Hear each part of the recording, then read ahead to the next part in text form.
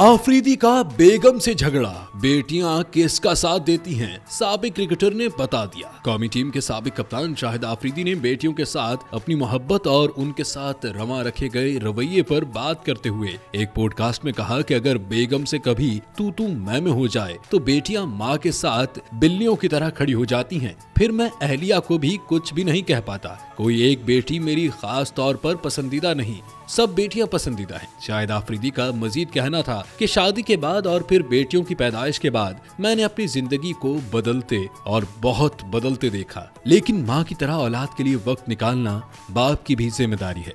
मेरे नजदीक आजकल के हालात में माँ से ज्यादा बाप की जिम्मेदारी बनती है।